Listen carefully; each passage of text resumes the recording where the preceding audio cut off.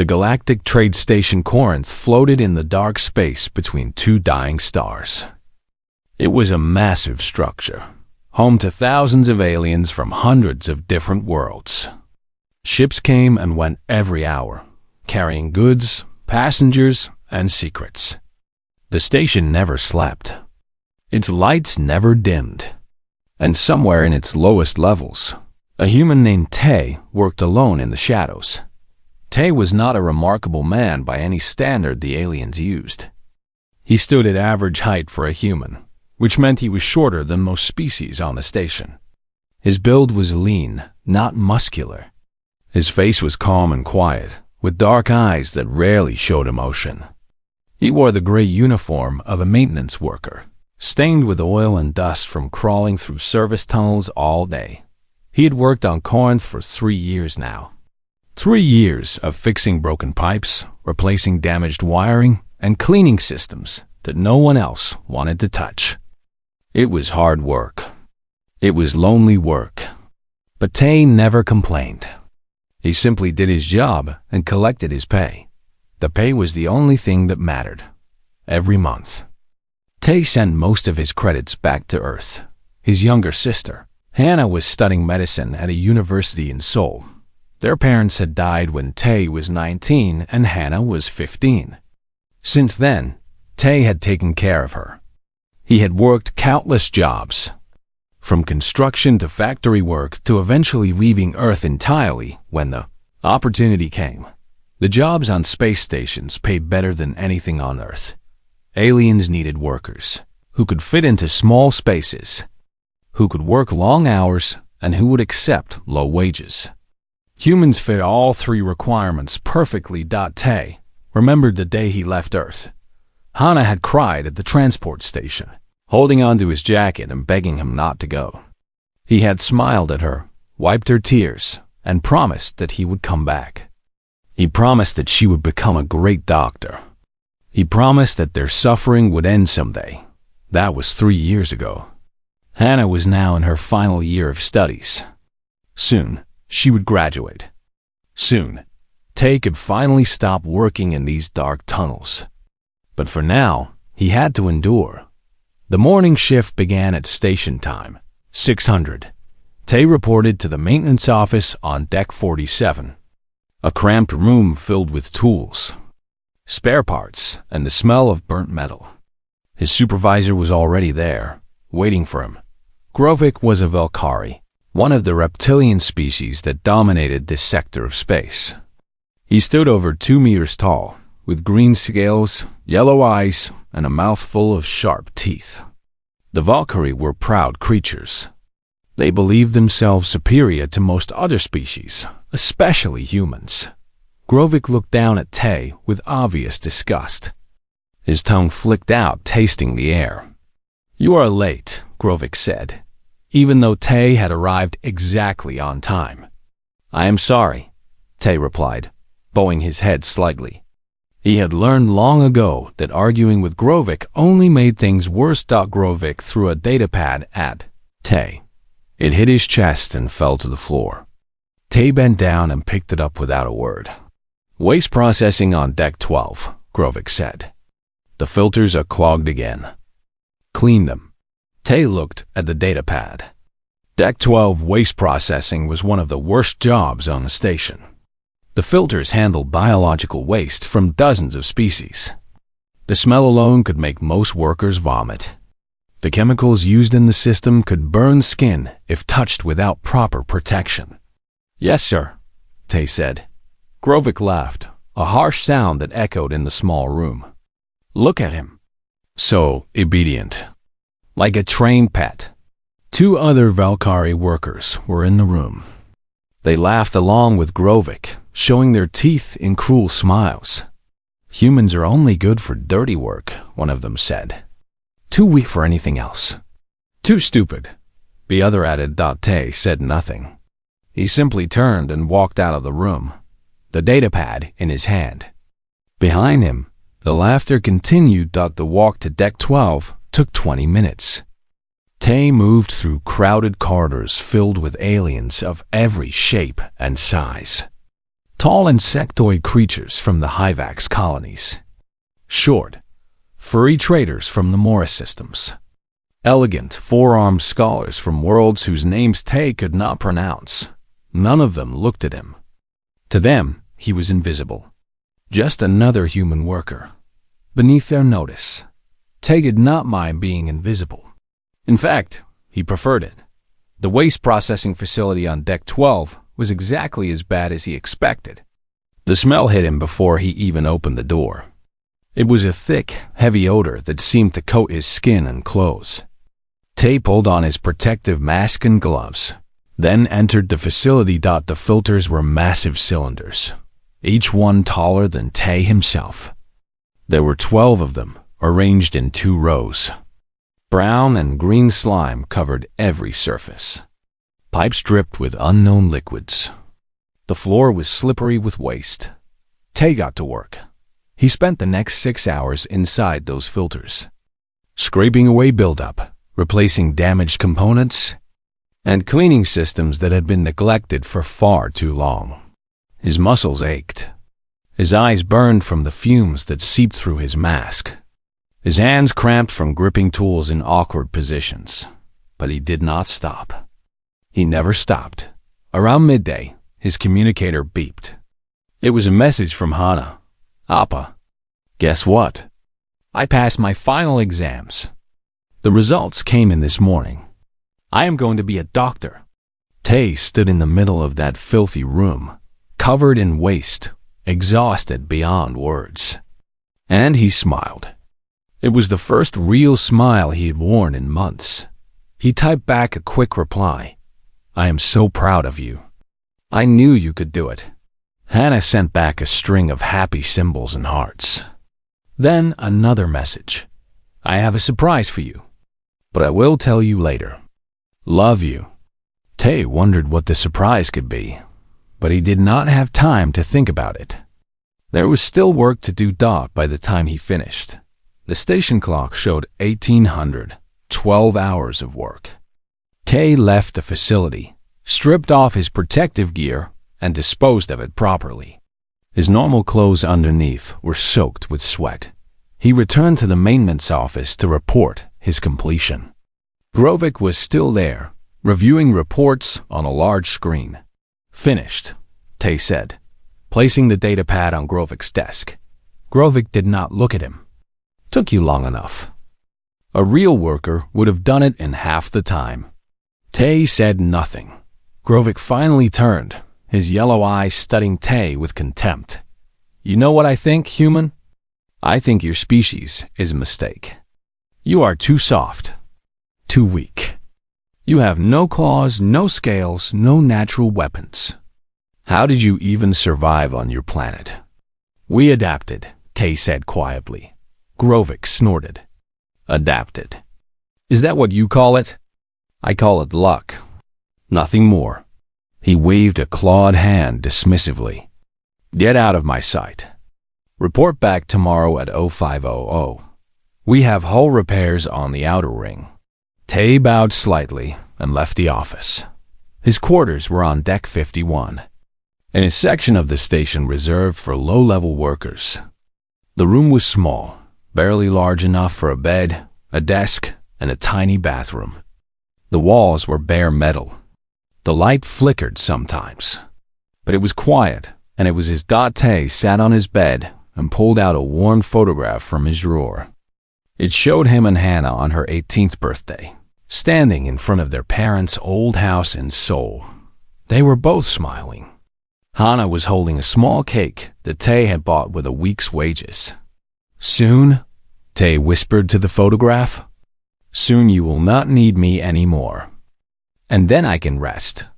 He lay down on the bed and closed his eyes. Sleep came quickly, as it always did when his body was this tired. But Tay did not know that his quiet life was about to change. He did not know that somewhere in the galaxy, a ship was already traveling toward Corinth. A ship filled with dangerous people who would threaten everything he cared about. He did not know that the universe was about to test him in ways he had never imagined, and he did not know That the quiet maintenance worker everyone ignored was carrying secrets that would shock them all. For now, Tay simply slept, dreaming of Earth, of Hana, and of a peace that always seemed just out of reach. The station continued its eternal rotation around him. Aliens laughed and talked and traded in the corridors above. Ships docked and departed. Life went on as it always did, but change was coming. It moved through space at faster than light speeds, disguised as something harmless, hiding intentions darker than the void between stars. And when it arrived, no one on Corinth would be ready, especially not those who had spent years underestimating the quiet human who worked in the shadows.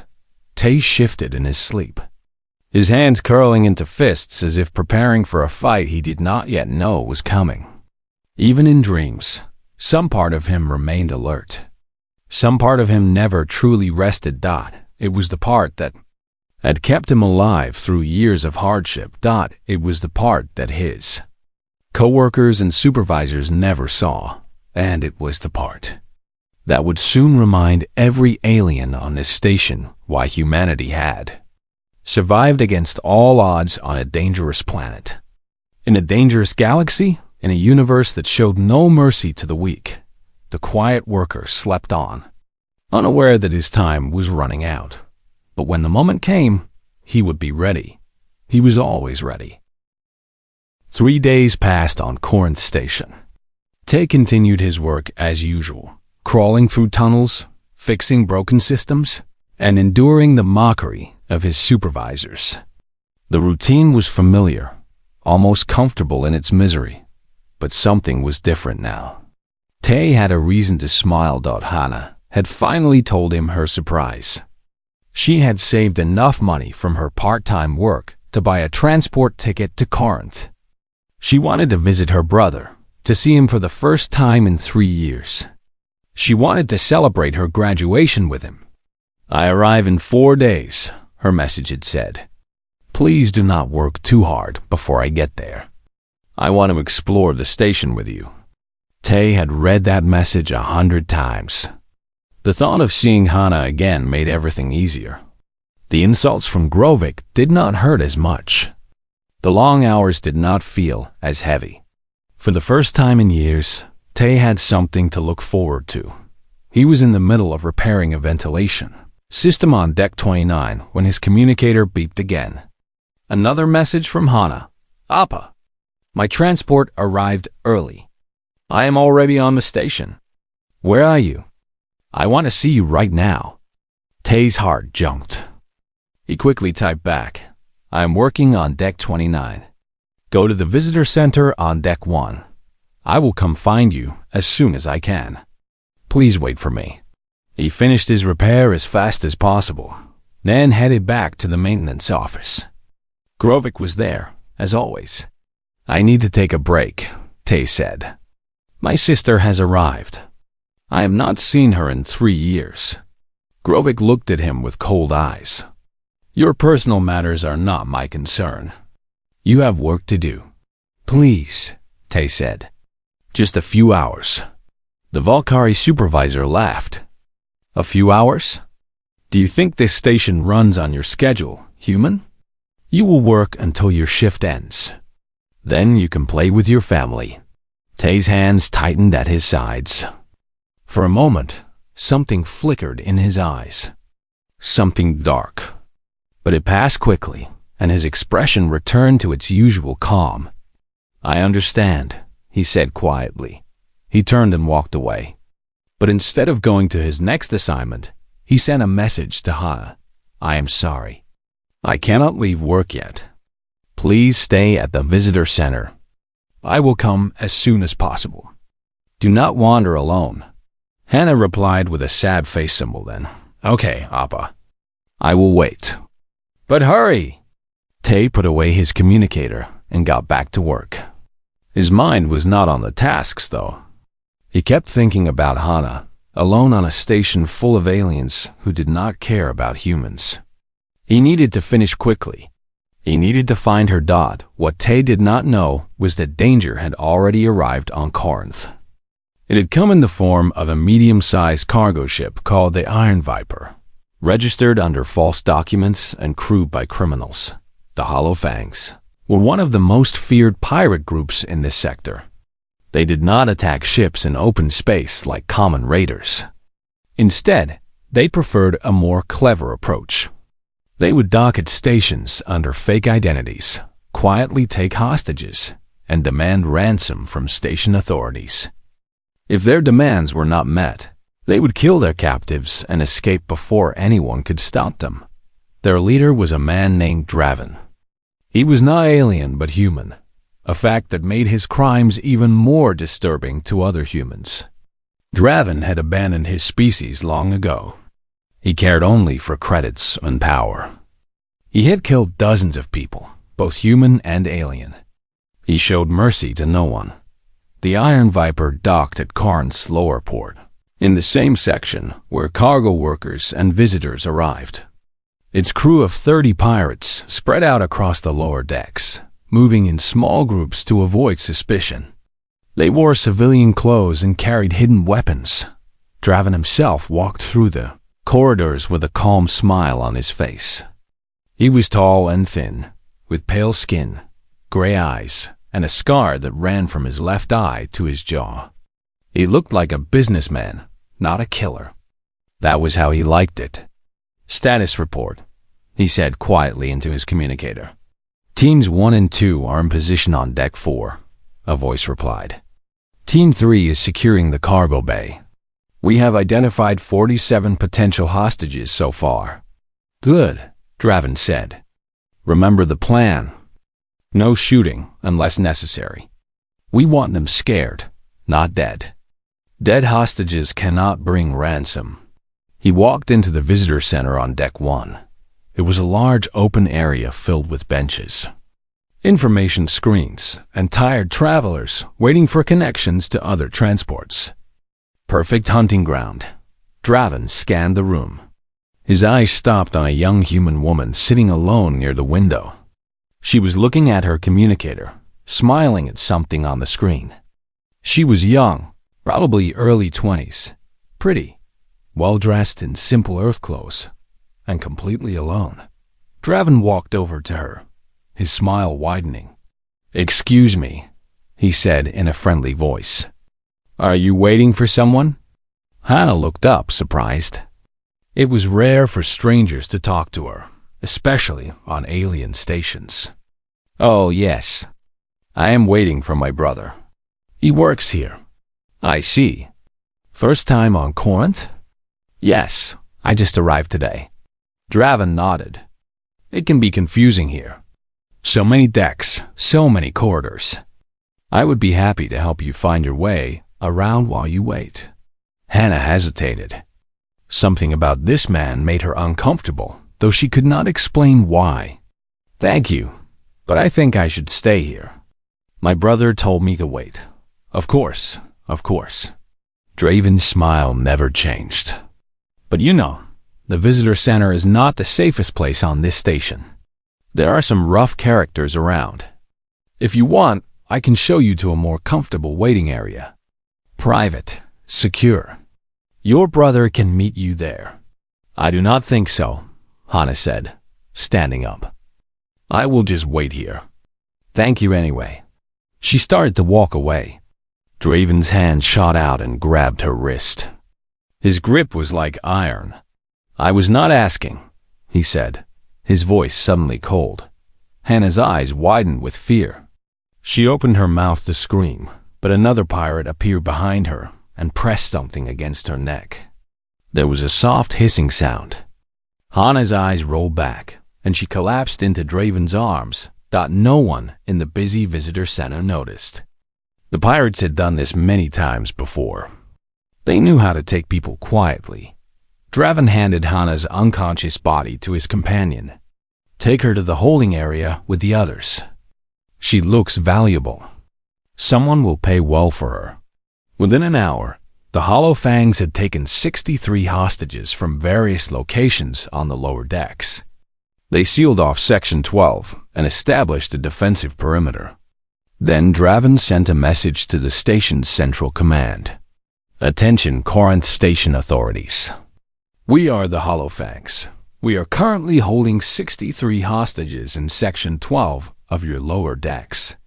If you want them to live, you will transfer 50 million credits to the following account within 6 hours. Any attempt to rescue the hostages will result in their immediate execution. We are well armed and prepared to die. Are you prepared to let 63 innocent people die with us? The choice is yours. The message spread through the station like fire. Within minutes, everyone knew. Panic filled the corridors. Station security scrambled to respond, but they were badly outnumbered and outgunned. The pirates had chosen their position well. Any assault would be suicide. Tay heard the announcement while he was working on Deck 31. He stopped immediately, a cold feeling spreading through his chest. The lower decks. The visitor center. Hannah. He ran. He pushed past aliens who cursed at him. He ignored the emergency protocols telling everyone to stay in place. He ran like he had never run before. When he reached the security checkpoint near Section 12, he found a wall of armed guards blocking the way. They were not allowing anyone through. Please, Tay said, gasping for breath. My sister. She is in there. She just arrived today. The guard, a large blue-skinned alien, looked at him without sympathy. No one goes in. Orders from command. You do not understand. She is a hostage. I need to help her. Then pray that the authorities pay the ransom. There is nothing else you can do. Tay grabbed the guard's arm. Let me through. The guard shoved him back hard. Tay fell to the ground. Get out of here, human. You will only make things worse. What could you possibly do anyway? You are just a maintenance worker. Other aliens around them watched with indifferent eyes. A few even laughed at the sight of the small human trying to fight against the massive guard. Tay lay on the ground, his fists pressed against the cold metal floor. His body was shaking, but it was not from fear, it was from rage. A rage that had been building for 3 years. A rage that he had buried deep inside himself, hiding it behind a mask of obedience and silence. A rage that was now clawing its way to the surface. He thought of Hannah, his little sister, the only family he had left. The person he had worked and suffered for all these years. The person he had promised to protect, and she was in the hands of monsters. Tay slowly got to his feet. His eyes had changed. The soft, passive look was gone. In its place was something hard. Something dangerous. You are right, he said quietly. I am just a maintenance worker. He turned and walked away. The guards dismissed him immediately, turning their attention back to the crisis. They did not see Tay slip into a service corridor. They did not see him access a restricted terminal using codes he should not have known. They did not see him pull up detailed maps of Section 12, including every ventilation shaft, every emergency exit, and every security blind spot. For 3 years, Tay had crawled through every part of this station. He knew Corinth better than anyone. He knew paths that were not on any official map. He knew systems that had been forgotten by everyone except the workers who... The service tunnels of Corinth Station were dark and narrow. Most aliens could not fit through them. Even many humans found them uncomfortable. But for Tay, they were home. He had spent countless hours in these tunnels, learning every turn, every junction, every secret pathway. Now, that knowledge would save his sister's life. Tay moved through the darkness with silent steps. His breathing was slow and controlled. His mind was focused. The rage he had felt earlier was still there, but it was cold now, controlled. A tool, not a distraction. In his hands, he carried items from his hidden bag. A compact stun baton that could disable most species with a single touch. A small cutting tool that could slice through metal or flesh. A length of thin wire that had many uses, none of them pleasant. And most importantly, a data drive containing codes and programs that could open almost any door on this station. These were not the tools of a maintenance worker. Tay reached a junction where 3 tunnels met. He stopped and pulled out his communicator, accessing the station's internal systems through a back door he had created years ago. On the screen, he could see the security cameras throughout Section 12. The pirates had been thorough. They had disabled the main cameras, but they had missed the secondary emergency cameras hidden in the ceiling panels. Tay had installed some of those cameras himself. He knew exactly where they were. He counted the enemies. 30 pirates spread across 5 locations. 10 guarding the main entrance. 8 patrolling the corridors. 6 watching the hostages in what used to be a cargo warehouse. 4 more guarding their ship in the docking bay. And 2 with Draven in what appeared to be a command center. 63 hostages. Most were aliens, but Tay quickly found what he was looking for. Hana was in the warehouse, sitting against a wall with her hands bound. She looked scared but unharmed. Relief washed through him. She was alive. That was all that mattered. Tay studied the layout carefully. The pirates had chosen a good defensive position, but they had made one mistake. They were preparing for an attack from outside, from the main corridors where station security would come. They were not expecting anyone to come from inside the walls themselves. He mapped out a route through the service tunnels that would bring him directly above the warehouse. From there, he could access the ventilation system. The vents were large enough for a human to crawl through, and they connected to every room in the section. But first, he needed to deal with the pirates' communications. As long as they could talk to each other, any attack would fail. The moment one group was hit, the others would be alerted. Tay accessed the station's communication hub through his data drive. It took him 10 minutes to isolate the frequency the pirates were using. Then he uploaded a virus that would slowly corrupt their signals. In about 2 hours, their communicators would start failing. Random static, drop messages, dead zones. They would think it was just equipment problems at first. By the time they realized the truth, it would be too late. Next, he targeted their ship. The Iron Viper was their escape route. If they still had it when things went wrong, they could take hostages with them and flee. Tay could not allow that. He found the power conduit that supplied the docking bay. With a few commands, he prepared a delayed shutdown that would cut all power to the bay in exactly 3 hours. The ship would be trapped, unable to launch without external power to release the docking clamps. Finally, he set up automatic alerts to station security. Once his attack began, the security teams would receive detailed information about pirate positions, hostage locations, and the best approach routes. They would not know where the information came from, but they would act on it. Tay was not trying to be a hero. He was just trying to get Hana out alive. If station security could handle the cleanup afterward, that was fine. He did not care about credit or recognition. He only cared about his sister. With his preparations complete, Tay began moving toward the warehouse. The journey took an hour. The tunnels grew tighter as he approached the lower sections. In some places, he had to crawl on his stomach, pushing his bag ahead of him. The air was hot and stale. Sweat dripped down his face. But he did not slow down. Finally, he reached the ventilation shaft above the warehouse. Through the metal grating, he could see the hostages below. They were sitting in groups, guarded by 6 pirates who paced around the room with weapons drawn. Tay spotted Hana immediately. She was in the corner, near an old loading door. Her face was pale, and her clothes were dirty, but she seemed unhurt. She was talking quietly to an alien woman beside her, probably trying to comfort her. That was Hana, even when she was scared. She thought of others first. Tay watched the guards carefully, memorizing their patrol patterns. They moved in predictable loops, crossing paths every few minutes. There were blind spots where no guard was watching. But they only lasted a few seconds each. A few seconds was all Tay needed.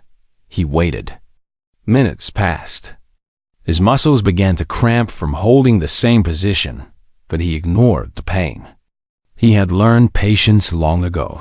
In places far worse than this. 1 hour and 40 minutes after his virus was uploaded, the first signs appeared. One of the guards reached for his communicator and frowned. "Team 2, report," the guard said. Static answered him. "Team 2, do you copy?" More static. "Something is wrong with the comms," the guard told his companions. "I am getting nothing but noise." "Probably interference from the station systems," another guard replied. "This place is old. Do not worry about it." But Tay could see the uncertainty in their movements. They were starting to get nervous. 20 minutes later, the power in the docking bay went out on schedule. Tay watched through a security feed as the pirates guarding the Iron Viper suddenly found themselves in darkness. Emergency lights kicked on, but the main systems were dead. The ship was locked in place. Panic spread through the pirate network. Draven's voice came through the increasingly garbled communications, demanding to know what was happening. But his words were broken, distorted by the virus eating their signals. Now was the time. Tay removed the ventilation, grayed quietly, and lowered himself through the opening. He dropped silently onto a stack of cargo containers, hidden from view by the shadows. The first guard never saw him coming. Tay moved like water, flowing from shadow to shadow. His stun baton touched the guard's neck, and the man dropped without a sound. Tay caught his body and lowered it gently to the ground. 5 guards left. The second guard was walking away from the hostages, his attention fixed on his malfunctioning communicator. Tay came up behind him and wrapped the wire around his throat. The guard struggled for a few seconds, then went limp. Not dead, just unconscious. Tay had learned exactly how much pressure to apply. 4 guards left. The third and fourth guards were standing together near the main door. They were talking nervously, their weapons held loosely. Tay picked up a piece of debris and threw it across the room. The sound made both guards turn. Tay struck in that moment of distraction. 2 swift strikes with the baton. 2 bodies falling to the floor. 2 guards left. The last 2 guards saw their companions fall. They raised their weapons, but they did not know where the attack was coming from. The warehouse was large, filled with containers and equipment. The shadows could hide anything. "Show yourself," one of them shouted, his voice shaking. "Come out or we start shooting hostages." Tay stepped into the light. The guard saw a small human man in a black shirt, standing calmly with a baton in one hand. He did not look threatening.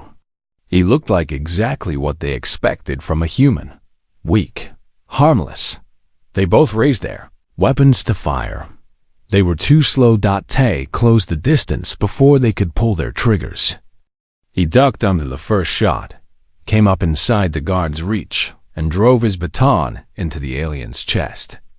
The electrical discharge stopped the guard's heart for a brief moment, and he collapsed. The last guard swung his weapon like a club, trying to hit Tay with the heavy barrel. Tay caught the weapon with one hand, twisted it out of the guard's grip, and used the momentum to throw the alien off balance. Before the guard could recover, Tay's baton connected with his skull. Silence fell over the warehouse. The hostages stared at the small human standing among 6 unconscious bodies. No one spoke. No one moved. They could not believe what they had just witnessed. Tay was breathing hard, but his hands were steady.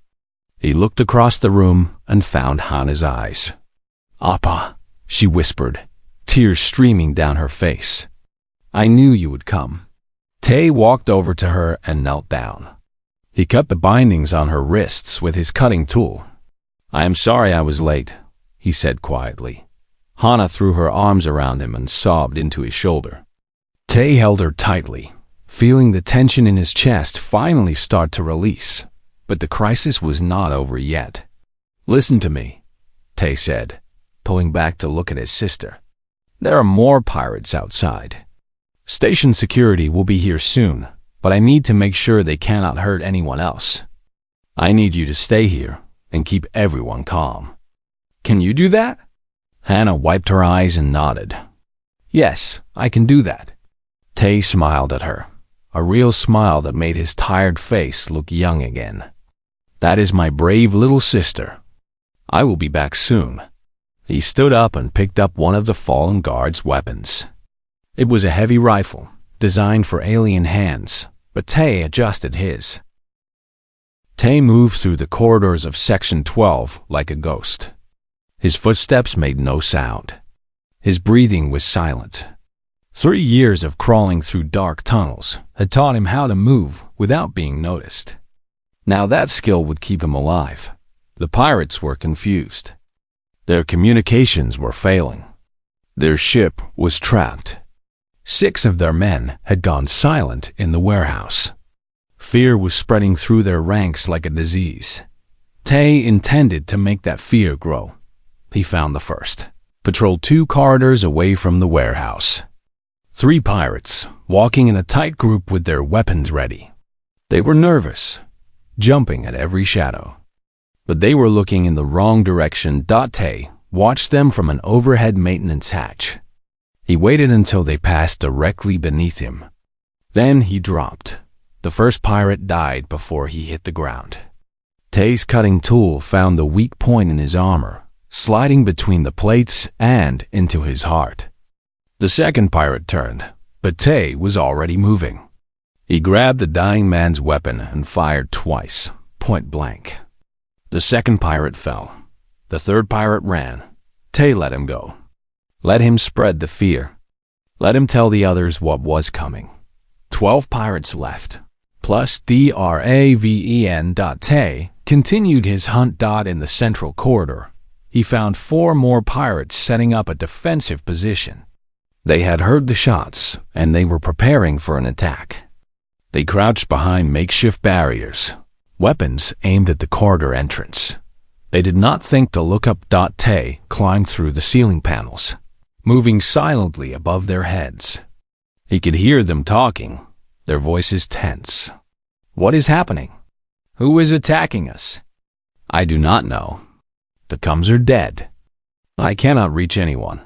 Maybe it is station security. They finally grew spines. No, security would come in force. This is something else. Something is picking us off one by one. Tay smiled grimly. They were right to be afraid. He found a spot directly above their position. The ceiling panels were thin here, weakened by age and neglect. Tay had repaired similar panels many times. He knew exactly how much weight they could bear. He removed a small explosive charge from his bag. It was not much, just enough to blow a hole in the ceiling. He set the timer for 10 seconds and attached it to the panel. Then he moved to a new position and waited. The explosion was loud in the enclosed corridor. The ceiling collapsed, showering the pirates with dust and debris. They screamed and scrambled for cover. Temporarily blinded. Tay dropped through a different opening, landing behind their defensive line.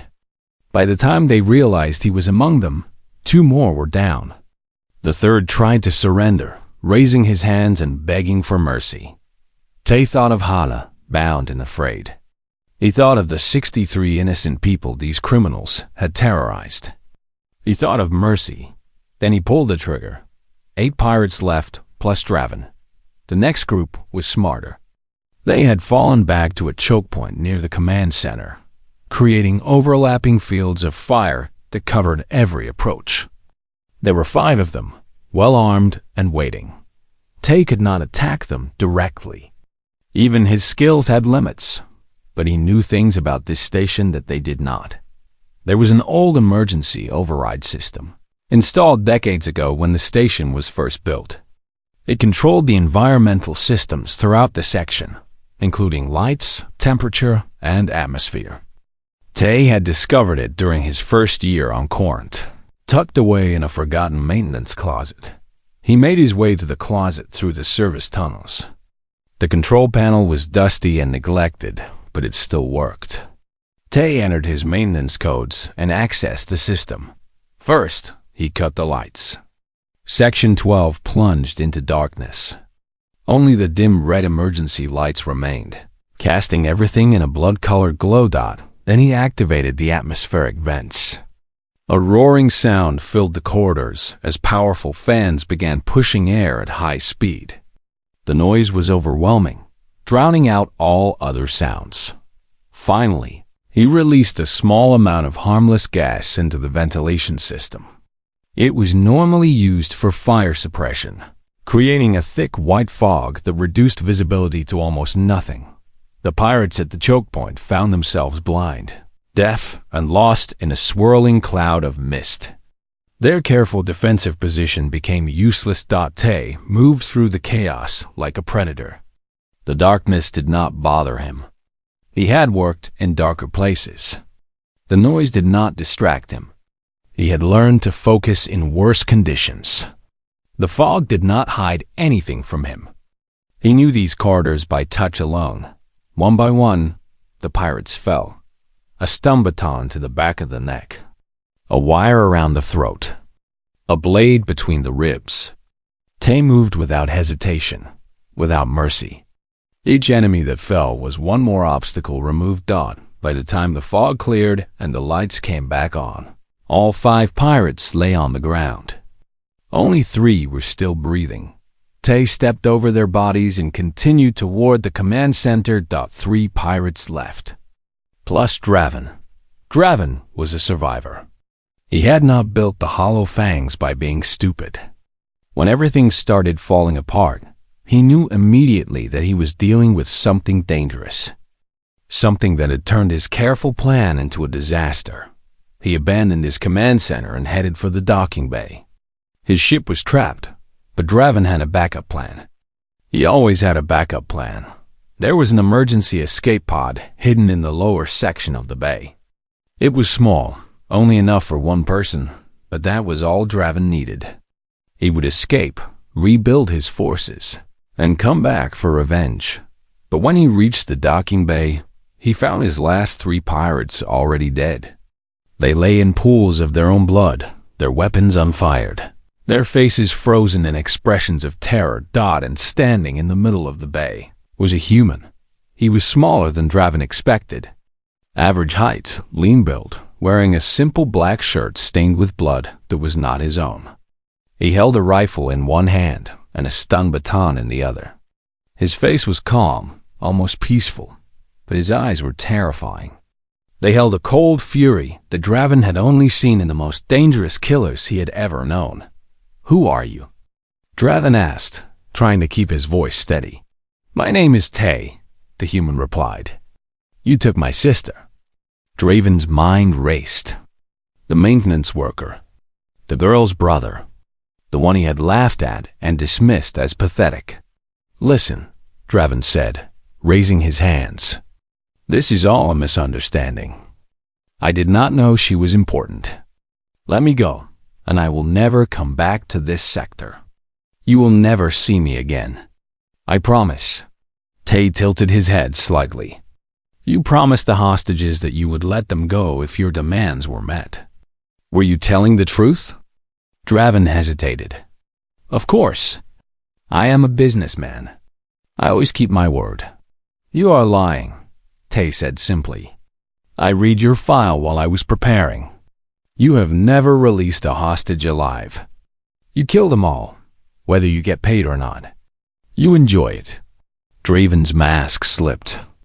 His face twisted into something ugly. "Fine. You want the truth? I would have killed every single one of them, slowly, starting with your precious sister. I would have made her scream for hours." Tay sat down his rifle. He set down his baton. He cracked his knuckles and stepped forward. "I know," he said. "That is why I am not going to kill you quickly." Draven drew a hidden blade and charged. He was fast, trained in close combat, confident in his abilities. He had killed dozens of people in hand-to-hand fighting. He did not land a single hit. Tay moved like water, flowing around Draven's attacks as if he could see them before they happened. Every strike meant empty air. Every thrust was deflected. Draven grew frustrated, then desperate, then afraid. Tay broke his knife arm first. The bone snapped with a sound that echoed through the empty bay. Draven screamed and fell back. "That is for threatening my sister," Tay said calmly. He broke Draven's other arm next. Another scream, weaker this time. "That is for the people you killed." Draven collapsed to the ground, moaning in agony. His eyes were wide with terror, staring up at the human who stood over him. "Please," Draven whimpered. "Please stop. I surrender. I give up." Tay knelt down and looked into his eyes. 3 years ago, before I came to this station, I was a different person. I did things that I am not proud of. Things that gave me nightmares. I came here to escape that life. I wanted to be ordinary, peaceful. I wanted to forget what I was.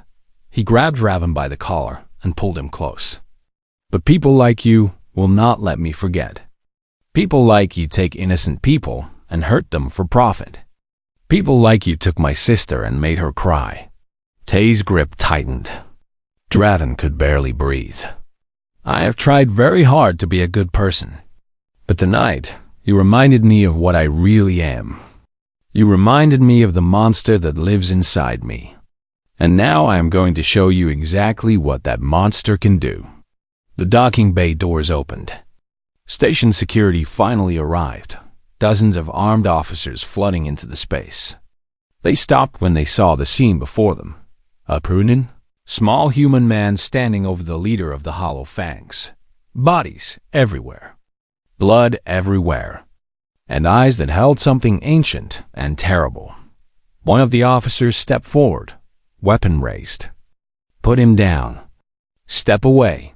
Tay looked at the officer. Then he dropped Draven to the ground.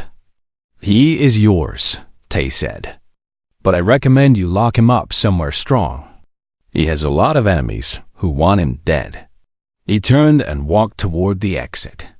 The officers parted to let him through, too stunned to stop him. Behind him, Draven lay broken on the floor, whimpering about monsters and demons. No one paid him any attention.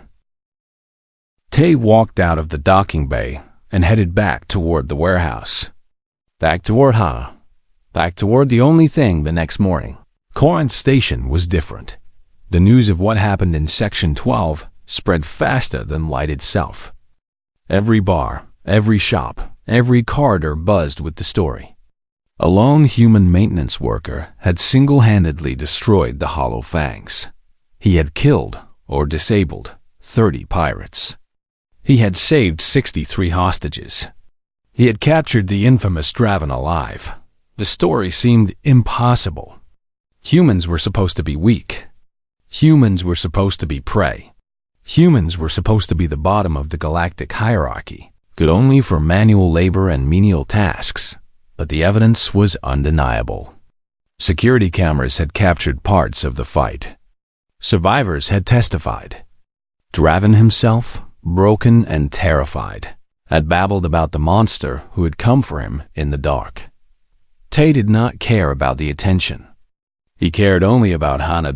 After the crisis ended, he had found her in the warehouse, helping to calm the other hostages. She had not run to him or made a scene. She had simply looked at him, smiled through her tears, and continued doing what needed to be done. That was his sister. Always thinking of others. When the hostages were finally evacuated and the wounded were taken to medical facilities, Tay and Hannah walked together to his quarters. Neither of them spoke. There were no words for what had happened. But they held hands like they used to when they were children, and that was enough. In Tay's small room, Hannah sat on the bed while Tay cleaned himself up. The blood and dirt washed away in the small bathroom. The cuts and bruises would heal in time, but some wounds went deeper than the skin. "Appa," Hannah said quietly when he emerged. "I did not know you could do that. I knew you were strong, but I did not know. Tay sat down beside her. He looked tired, older than his years. I hoped you would never have to find out. Why did you hide it? Why did you pretend to be just a maintenance worker? Tay was silent for a long moment. When he spoke, his voice was heavy with old pain. Before I came here, I worked for people who did bad things. They trained me to be a weapon. They used me to hurt others. I told myself it was necessary. I told myself I had no choice. But I always had a choice. I just did not want to see it. He looked at his hands, the same hands that had killed so many people last night. When our parents died, I realized I had to change. You were counting on me. I could not let you grow up with a killer for a brother. So I left that life behind. I took the most boring, invisible job I could find. I buried the monster and tried to become someone worthy of being your family. Hannah took his hands in hers. You are worthy, Appa. You always have been. I killed people last night, Hannah. I hurt them badly. Part of me enjoyed it. Tay's voice cracked slightly. That is not who I want to be. You saved 63 people, Hannah said firmly. You saved me. Those pirates were monsters who would have killed us all. You did what you had to do, but where does it end? How many times can I become that person before I cannot go back? Hannah squeezed his hands.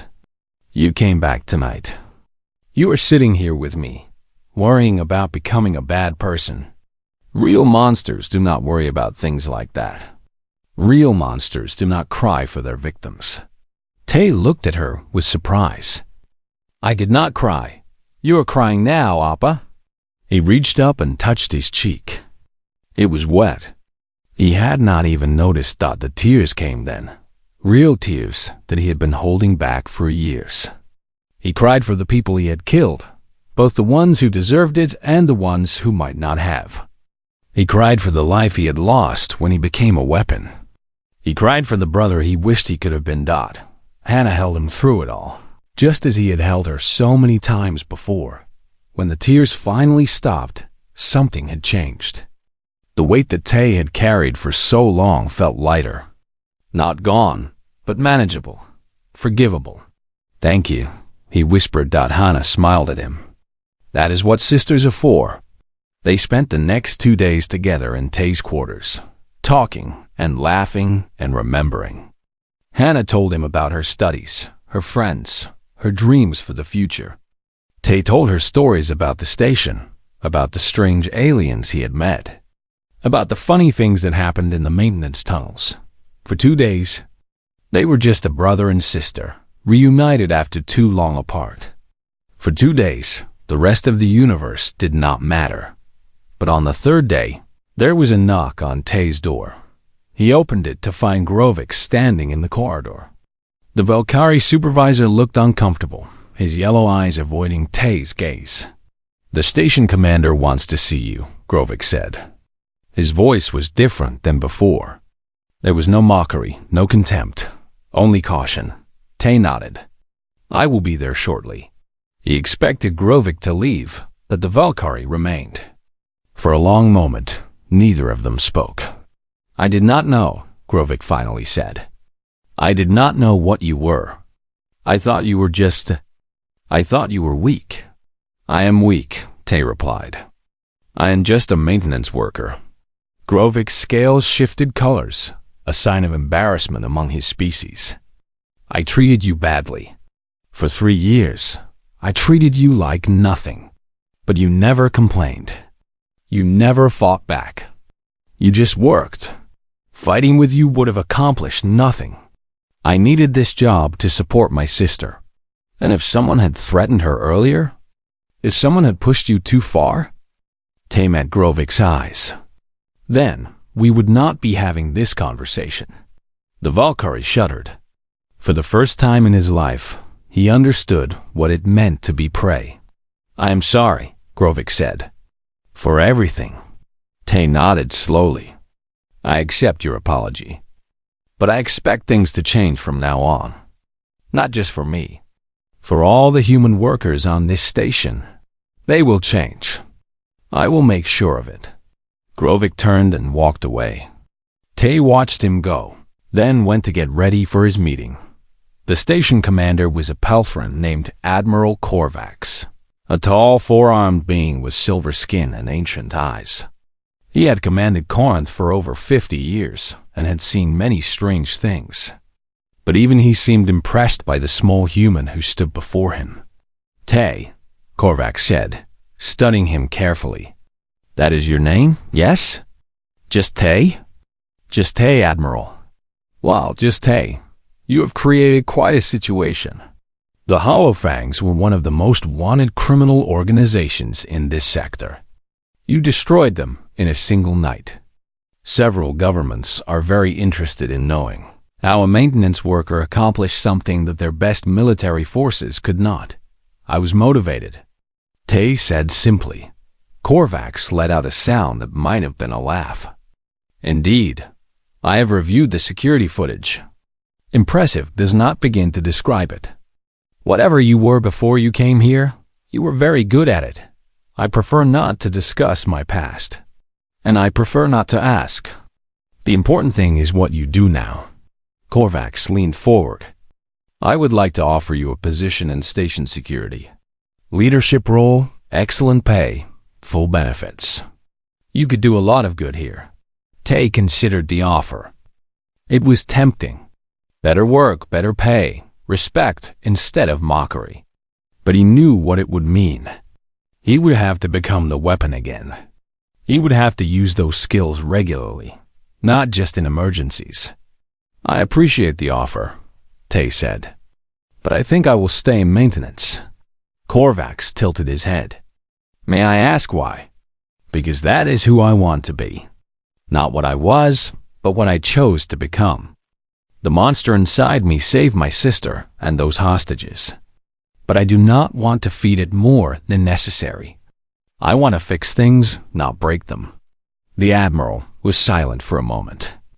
Then he nodded with what seemed like respect. I understand. The offer remains open if you ever change your mind. And Tay, I will make sure no one on this station gives you trouble again. You have earned that much. Thank you, Admiral. Tay left the commander's office and returned to his quarters. Hana was waiting for him, her bags packed. Her transport back to Earth was leaving in a few hours. Are you sure you do not want to stay longer? Tay asked. Hana shook her head. I have to go back. My residency at the hospital starts next month. I am going to be a real doctor, Appa. Just like we always dreamed. Tay smiled. I know you will be the best doctor in Seoul, maybe the best on Earth. They walked together to the transport dock. The corridor was more crowded than usual. Aliens of every species watched them pass, whispering to each other. Some of them nodded at Tay with respect. Others moved quickly out of his way. At the departure gate, Hana turned and hugged him tightly. Come home soon, she said. You have worked long enough. You deserve to rest. Maybe next year, Tay replied, when you are settled in your new job. We can find a little apartment somewhere quiet. Grow some plants. Get a dog. I'm going to hold you to that. They hugged once more. Then, Hana walked through the gate and disappeared into the transport. Tay watched until the ship undocked and flew away into the endless black. He stood there for a long time, alone in the crowded dock. Eventually, he turned and walked back toward the maintenance office. There was work to do. There was always work to do. As he walked, Tay noticed that things had changed. Aliens who used to ignore him now stepped aside. Workers who used to mock him now nodded with caution. Even Grovik, waiting at the maintenance office door, greeted him with something approaching respect. The waste filters on Deck 8 need cleaning, Grovik said. But there are other workers who can do it. I have assigned you to system diagnostics instead. Cleaner work. Tay considered this for a moment. Then he shook his head. Give me